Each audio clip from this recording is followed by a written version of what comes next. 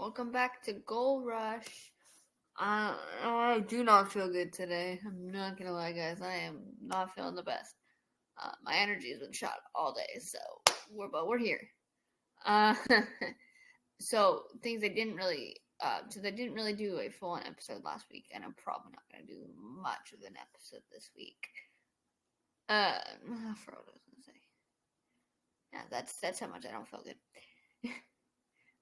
So obviously for the NWSL Championship, you had Gotham win over OL Reign, their first championship, or their first NWSL championship, ever, and yeah, so that was fun. And then you obviously have, they officially announced the head coach for the U.S. Women's National Team, but she is actually not expected to be with the team until May.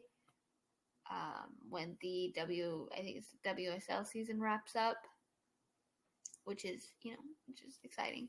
I bet they're pretty much risking the Olympics per se.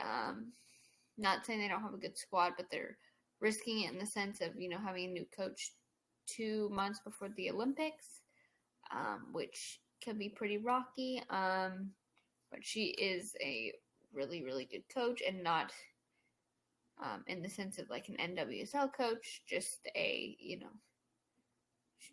don't actually think she's coached any teams in the NWSL. I'm not 100% sure. But there also has been a lot of talks of saying, like, players should go overseas and play overseas. And obviously, this has become a bigger thing in, like, women's soccer now, but you see kind of the same thing in men's soccer, too. Because you notice especially when it comes to the player pool in the national team, you notice that a lot of the players actually don't play. Actually, not all of them play in the United States. Some do play in some do, but some don't. But you started to notice, especially with the men's national team, like not being the best team, being the best per se. They had more of what I'd like to say is like a transformation type of thing when they kind of started to realize, hey, we can't just have MLS players coming into the camp. We need to diverse it up, because that way, when you play against different teams, like when you play against different countries and their different styles of play, it teaches you about their styles of play. Not saying like the MLS is bad or even the NWSL is bad, but sometimes you want to get the diversity in, and that kind of just goes for anything too. You just want to get that diversity in. Now, the women's national team is starting to kind of see that. Obviously, you have nowadays like people not waiting until the end of college anymore to go pro.